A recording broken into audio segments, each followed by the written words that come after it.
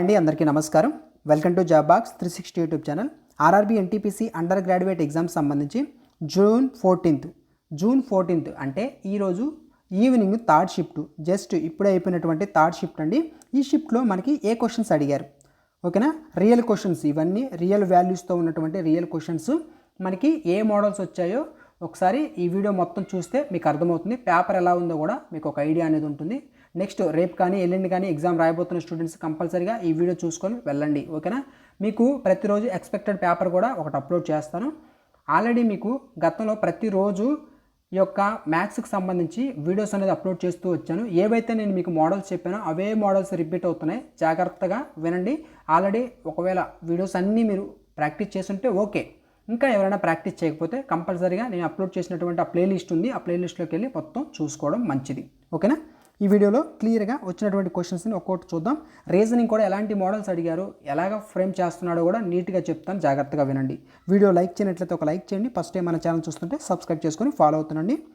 ఇక క్వశ్చన్ చూసినట్లయితే first question, ఒక నిచ్చెన 60 డిగ్రీల కోణంతో ఒక గోడకు వేయబడిందండి.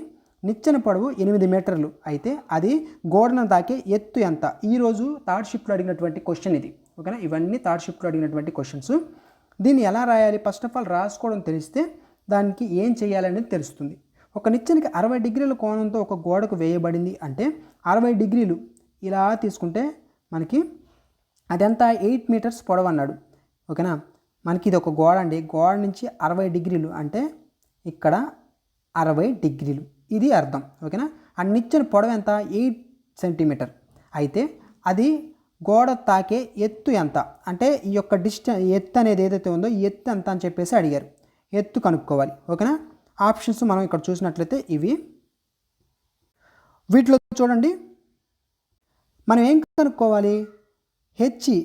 ఈ హైట్ కనుక్కోవాలంటే మనం కనుక్కోవాల్సింది సైన్ తీటా, ఓకేనా? సైన్ తీటా విలువ ఇచ్చారు సైన్ 60, ఓకేనా? సైన్ 60 అంటే ఏంటి? ఆపోజిట్ సైడ్ బై, ఓకేనా, హైపోటెనస్. ఆపోజిట్ సైడ్ అంటే హెచ్ బై హైపోటెనస్ అంతా 8. సైన్ 60 అంటే ఎంత అండి? √3/2, అంతే కదా? √3/2 ఇజ్ ఈక్వల్ టు h/8. 2 1 2 4, ఈ 4 అవతలకి వెళ్తే 4√3. హెచ్ విలువ ఎంత? 4√3. Option B is the correct answer, 4√3 అనమాట. నెక్స్ట్ క్వశ్చన్ చూడండి. ఈ క్వశ్చన్ కూడా అడిగారు. ఒక తండ్రి మరియు కొడుకుల మొత్తం వయసు ఇచ్చారు 28 సంవత్సరాలు. వారి వయసుల భేదం 8 సంవత్సరాలు అయితే తండ్రి వయసు ఎంత? తండ్రి వయసు అడిగారు అంటే పెద్దవారి యొక్క వయసు అనేది అడిగారు. ఎలా చేద్దాం చూడండి ఒకసారి. ఫస్ట్ ఆఫ్ ఆల్ మొత్తం అంటే ఏంటి? ప్లస్ అని అర్థం. అంటే తండ్రిని ఎక్స్ అనుకుంటున్నాను, కొడుకుని వై అనుకుంటున్నాను. ఎంత ఇచ్చారు? 28 సంవత్సరాలు. అయితే మరియు వారి వయసుల భేదం డిఫరెన్స్ ఎంత ఇచ్చారు? ఎక్స్ మైనస్ వై, డిఫరెన్స్ అంటే మైనస్, ఓకేనా? 8 అయితే తండ్రి వయసు ఎంత? ఇక్కడ చూడండి, ప్లస్ మైనస్ క్యాన్సిల్ అయిపోయింది, వైలు మిగిలింది 2x ఈజ్ ఈక్వల్ టు ఇక్కడ ఏంటి? మైనస్ ప్లస్, అంటే ఇక్కడ ప్లస్లే మైనస్ అలాగే ఉన్నాయి, కానీ ఇక్కడ ప్లస్ ఇక్కడ మైనస్ ఉంది. -y +y కొంచెం క్యాన్సిల్ అయింది. ఇలాగే ఇక్కడ చూస్తే 28 + 8 ఎంత? 36, అంతే కదా? 36 బై ఈ 2 ఉంది కదా, ఈ 2 అవతలకి వెళ్తే /2 అవుతుంది. 2 1 2 1 2 18. ఏంటి? x విలువ ఎంత? 18. మనకి x 18 అయితే, ఓకేనా, ప్లస్ y = 28. y = ఆ 18 అవతలకి వెళ్తే 28 - 18 ఎంత అవుతుంది? 28. ఇక్కడ రాస్తాను ఒక నిమిషం.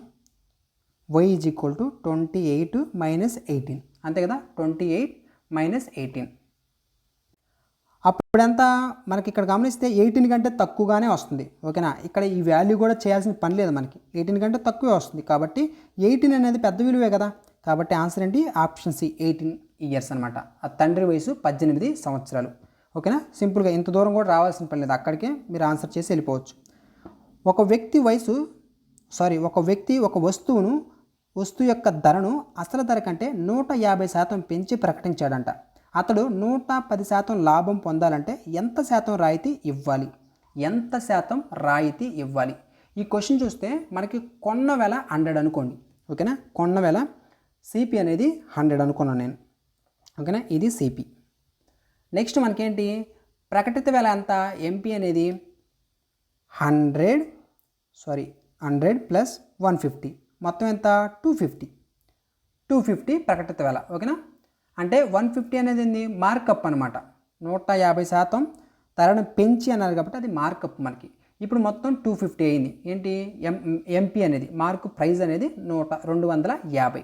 అయితే ఆశించిన లాభం ఎంత 110%. ఇక్కడ ఇచ్చారు 110% లాభం పొందాలంటే ఎంత శాతం రాయితీ ఇవ్వాలి, డిస్కౌంట్ ఎంత ఇవ్వాలనేది కనుక్కోవాలి. ఓకేనా, కాబట్టి మనకి ఎస్పీ ఈజ్ ఈక్వల్ టు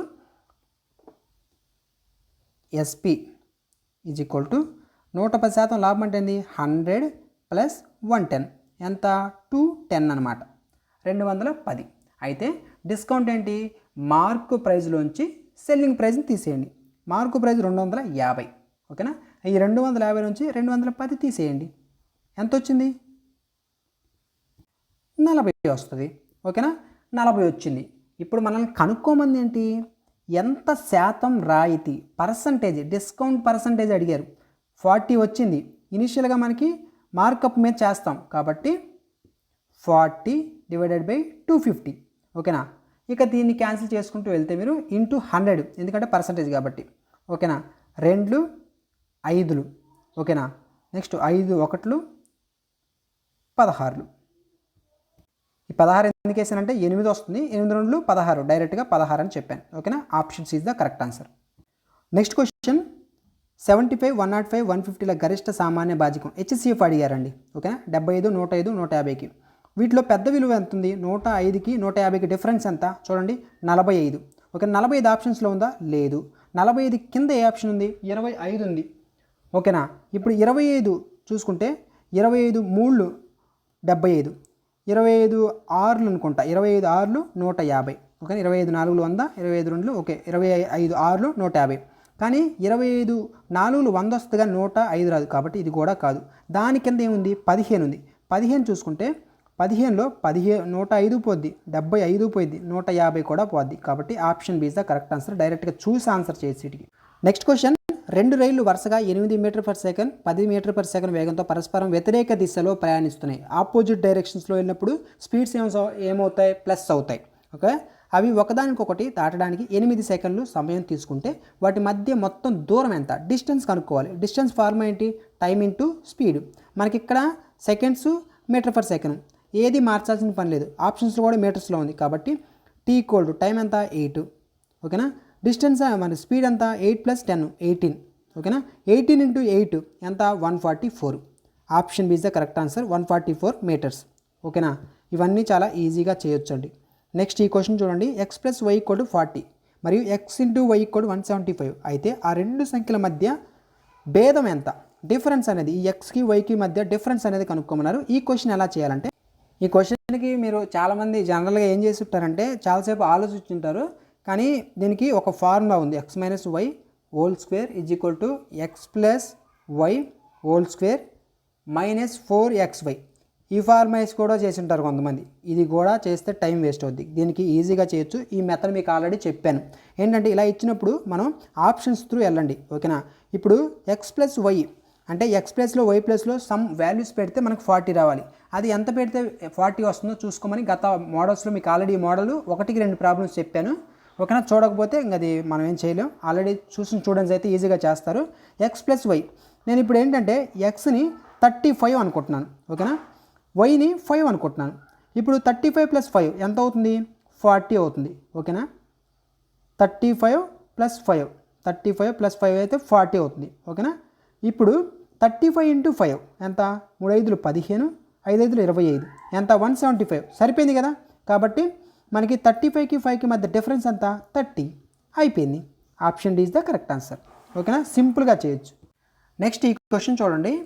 మనకి 4 సమాన పరిమాణం గల ఘనములు. ఈ క్వశ్చన్ని 4 ఆర్ 3 అని చెప్పేసి అన్నారు. ఇది క్లారిటీగా మనకి స్టూడెంట్ చెప్పలేదు కాబట్టి ఇది ఒకసారి అయితే చూసుకోండి.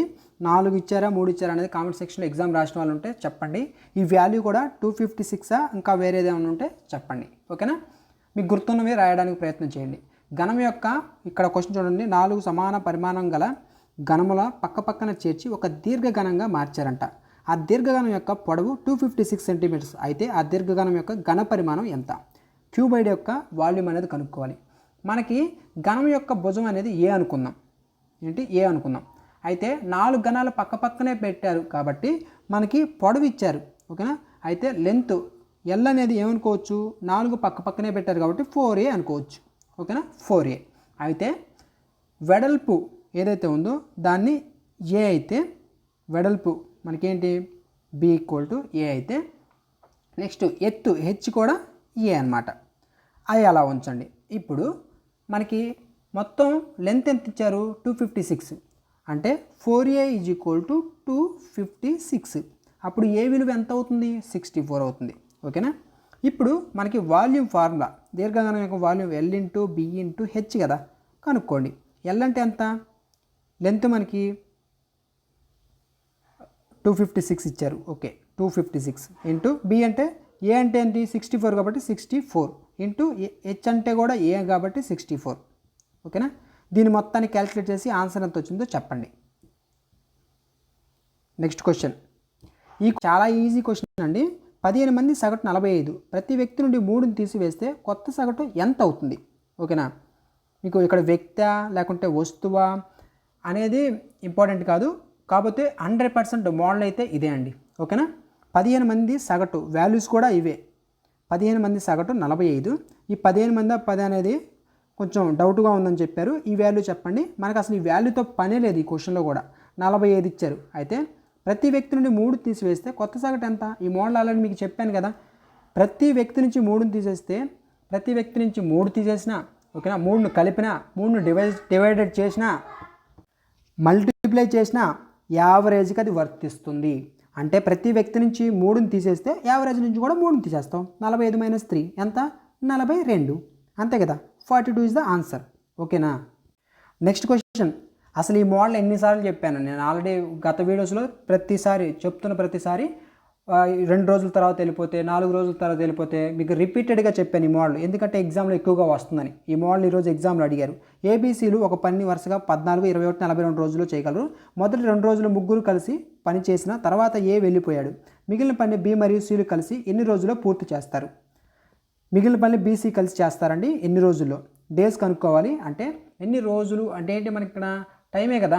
సో ఈ ఇన్ని రోజులు అనేది, ఓకేనా. అంటే టోటల్ మనకి ఇచ్చినటువంటి యూనిట్స్ బై ఎఫిషియన్సీ వేస్తే వస్తుందన్నమాట. ఫస్ట్ 14, 21, 42 ఏం చేయాలి ఈ ప్రాబ్లమ్స్కి, టైమ్ అండ్ వర్క్లో ఎల్సిఎం కట్టాలి. వీటికి 14, 21, 42 ఎల్సిఎం ఎంత, 42. 14 3 ఎంత, 42. 21 2 ఎంత, 42. కాబట్టి సో 42 ఎల్సిఎం. ఇదేంటి టోటల్ వర్క్. ఇప్పుడు ఏ ఎఫిషియన్సీ ఎంత, 1. బి యొక్క ఎఫిషియన్సీ ఎంత, 2. సి యొక్క ఎఫిషియన్సీ ఎంత, 1. ఏ యొక్క ఎఫిషియన్సీ ఎంత, 3 అండి, 3, ఓకేనా. B2, సి యొక్క ఎఫిషియన్సీ 1. ఇప్పుడు ముగ్గురు కలిసి, మొదటి 2 రోజులు ముగ్గురు కలిసి అన్నారు కాబట్టి 3, 2, 1 ఎంత, 5, 6. 6 2 12, ఓకేనా. 42 12 తీసేస్తే, ఒకవేళ వాల్యూలు ఏమైనా మారుంటే చెప్పండి, ఓకేనా. కానీ మోడల్ అయితే ఇదే. ఇక్కడ 2 2 క్యాన్సిల్ అవుతాయి, 10 క్యాన్సిల్ అవుతాయి, మొత్తం 30 మిగిలింది, ఓకేనా. ఈ 30 బి ప్లస్ సి కలిసి ఎన్ని రోజుల్లో పూర్తి చేస్తారు. బి యొక్క సి యొక్క ఎఫిషియన్సీ ఎంత, 2 + 1 3 కాబట్టి 3. 3 1 3 1 పక్కన 0. 10 days. Option B is the correct answer. 10 daysలో చేస్తారు, ఓకేనా. నెక్స్ట్ ఈ క్వశ్చన్ కూడా ఎగ్జామ్లో అడిగారు. ఈ మోడల్స్ అనేది మీకు ప్రాక్టీస్ కొరకు ఒక వీడియో అనేది అప్లోడ్ చేస్తాను, ఓకేనా. మీకు బాగా ఉపయోగపడుతుంది. ప్రాక్టీస్ కొరకు కంపల్సరీగా అప్లోడ్ చేస్తాను, ఓకేనా. వీడియో లైక్ చేయనట్లయితే ఒక లైక్ చేయండి. ఈ క్వశ్చన్ చూడండి, 27 2/3 ఇంటూ 9 - 1/2 డివైడెడ్ బై, ఇక్కడ 3కి పవర్ సంథింగ్ ఉందని చెప్పారు, అది వాల్యూ గుర్తులేదన్నారు. ఒకవేళ మీకు గుర్తుంటే ఇది కూడా చెప్పండి, ఓకేనా. ఇక్కడ ఉన్న మోడల్ అయితే మాత్రం ఇదండి, ఇదే ఈక్వేషన్. ఇక్కడ 3 దగ్గర మాత్రం వాళ్ళకి గుర్తులేదన్నారు, ఓకేనా. అది కూడా వాళ్ళు కొంతమంది హ్యాండ్ మీద రాసుకొని కూడా స్టూడెంట్స్ చెప్పారు, ఓకేనా. 3 × 81 1/4. దీన్ని ఎలా చేయాలంటే 9 - (-1/2) ఉంది కదా, దీన్ని చూడండి వరుసగా ఒక్కొక్కటి నీట్గా చెప్తాను. 9 - (-1/2) అంటే దాన్ని కిందకి తీసుకెళ్ళండి, ఓకేనా. దీన్ని కిందకి తీసుకెళ్తే 9 × (1/2) అవుతుంది. ఇప్పుడు 27 ఎలా రాసుకోవచ్చు, 3³ రాసుకోవచ్చు కదా. ఇక్కడ చూడండి 3³ (² 2/3) అంటే ఈ 3 క్యాన్సిల్ అవుతుందిగా, మిగిలేది 3² అంటే 9 కదా. అది ఈ వాల్యూ మొత్తం ఎంత, 9 వచ్చింది, ఓకేనా. ఇప్పుడు 9/1/2ని కిందకి తెచ్చాం. ఓకేనా, ఇక్కడికి తెస్తే ఇక్కడ చూడండి 81/1/4. దీన్ని ఎలా రాసుకోవచ్చు? 81ని 9 స్క్వేర్ రాసుకోవచ్చు కదా. 9 స్క్వేర్ అంటే ఇలా రాయొచ్చు. ఇప్పుడు 2 అనేది పైకి వెళ్తుంది. 2 × 1 2, 2/4 అంటే 1/2. అప్పుడు ఏంటి ఫైనల్గా ఇక ఇక్కడ రాస్తున్నాను చూడండి, 9 ఇంటూ ఓకేనా సరే బై 3 ఇంటూ ఇక్కడ 9/1/2 అనేది ఉందిగా, ఇక్కడ రాసుకుంటున్నాను 9/1/2 ఇంటూ 81/1/4 అంటే ఏంటి 9/1/2. అది కూడా ఇప్పుడు 9/1/2 ఇంటూ 9/1/2 అంటే ఏంటి, ఇంటూ అయితే పైన ఏంటి కూడుకుంటాయి. 1/2 + 1/2 ఎంత 1 అవుతుంది. అంటే 9/1 అంటే 9. కాబట్టి ఇది ఓవరాల్గా ఎంత అవుతుంది 9 అవుతుంది. ఈ 9 క్యాన్సిల్ అవుతుంది. మిగిలింది ఏంటి 1/3. ఓకేనా, ఆన్సర్ ఏంటి ఆప్షన్ బి 1/3. ఓకేనా, ఇక్కడ వాల్యూ అనేది ఏంటనేది చెప్తే కరెక్ట్గా ఆన్సర్ వస్తుంది. దీనికి సంబంధించిన ఆన్సర్ అయితే 1/3. ఓకేనా, ఈ మోడల్స్ అనేది వచ్చాయి, చాలా చాలా ఇంపార్టెంట్ అండి. మీరు చూసారు ఈ ఇంతవరకు స్టూడెంట్స్ ఇచ్చినవి. ఓకేనా, ఇంకా రీజనింగ్ సంబంధించి చెప్తున్నాను చూడండి. రీజనింగ్ ఎలాంటి క్వశ్చన్స్ అడిగారు అంటే చూడండి, ఫస్ట్ ఆఫ్ ఆల్ మనకి రీజనింగ్లో ఎలాంటి క్వశ్చన్ ఇప్పుడు అర్థమెటిక్లో కూడా కొన్ని చెప్పినవి చెప్తున్నాను. అవేంటంటే మనకి నెంబర్ సిరీస్ ఒకటి ఇస్తారు కదా, అంటే ఎట్లా బాడ్ మాస్ ఉంటుంది కదా, బాడ్ మాస్ని ఎలా అడిగారంటే ఇప్పుడు ABCD ఇలాగా మనకి నెంబర్స్ మధ్యలో ఇలాంటి విలువలు ఇచ్చి ఆ C వాల్యూ డివైడెడ్ బై అని, A వాల్యూ ప్లస్ అని, B వాల్యూ మైనస్ అని ఇలాగ ఇచ్చారు. ఇలాంటి మోడల్ వస్తుంది. ఓకేనా, ఇలాంటి మోడల్ మీద 2 క్వశ్చన్స్ వచ్చాయంట. ఓకేనా, అవి కూడా చూసుకోండి. రీజనింగ్లో మనకి బ్లడ్ రిలేషన్ ఉంది కదా, బ్లడ్ రిలేషన్ ఎలా అడుగుతున్నారు అంటే వాళ్ళు చెప్పింది ఏంటంటే మనకి ఇప్పుడు A డివైడెడ్ బై B అనుకోండి.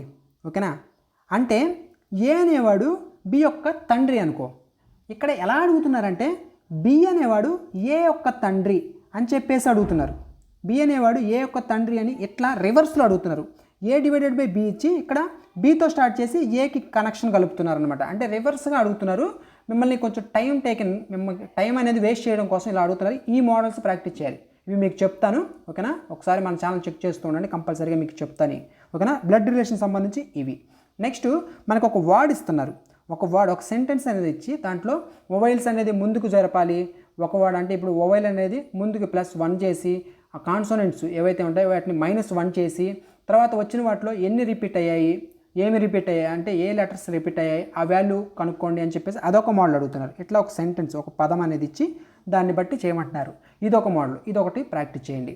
నెక్స్ట్ మనకేంటి ఇక రీజనింగ్లో డైరెక్షన్స్ ఉన్నాయి కదా, డైరెక్షన్స్ క్వశ్చన్ అయితే బాగా లెంత్గా ఉంటుందని చెప్పారు, బాగా ఎక్కువ లెంత్ ఉంటుందని చెప్పారు. వాల్యూస్ కూడా 30లు తర్వాత 6లు 4లు ఇలా ఎలా పడితే అలా ఎక్కువ తక్కువలో చెప్పేసి అడుగుతున్నారు. ఇచ్చి మనకి ఒక డైరెక్షన్ దగ్గర ఏ అనే పాయింట్తో స్టార్ట్ అయ్యి P అనే పాయింట్తో ఎండ్ అయింది. మీకు ఈ పాయింట్స్ ఎగ్జామ్ రాసిన వాళ్ళైతే గుర్తుంటుంది. ఏ అనే పాయింట్తో స్టార్ట్ అయ్యి P అనే పాయింట్తో ఎండ్ అయింది. ఈ P నుంచి A వరకు ఉన్నటువంటి డైరెక్షను తర్వాత డిస్టెన్స్ ఎంత అని చెప్పేసి అడిగారు. ఓకేనా, డైరెక్షన్ ఎంత డిస్టెన్స్ ఆన్సర్ కూడా చెప్పారు 7. కాకపోతే ఆ డైరెక్షన్ మొత్తం వాల్యూస్ గుర్తుండవు కదా, ఆన్సర్ అనేది 7 అంటండి దానికి. ఓకేనా, 7. ఆ P అనేవాడు ఏ వైపు వెళ్ళాలంటే మాత్రం ఏ ఎటు సైడ్ ఉన్నారు పైకి ఉన్నారు కాబట్టి నార్త్ 7. ఓకేనా, నెక్స్ట్ సిలాజిమ్స్ మీద ఒక క్వశ్చన్ వచ్చింది. అవి సమ్ యాపిల్స్ సమ్ అని చెప్పేసి ఇట్లా మనకి ఆ యాపిల్స్ మీద క్వశ్చన్ అనేది వచ్చింది. సమ్ము ఆలు ఇచ్చి మనకి ఈ ఆలు తర్వాత ఈ ఆలు ఇచ్చిన దాన్ని ఇంకొక దాంతో సమ్, ఫర్ ఎగ్జాంపుల్ సమ్ ఎట్లా చెప్పాలి ఒక్క నిమిషం చెప్తాను చూడండి.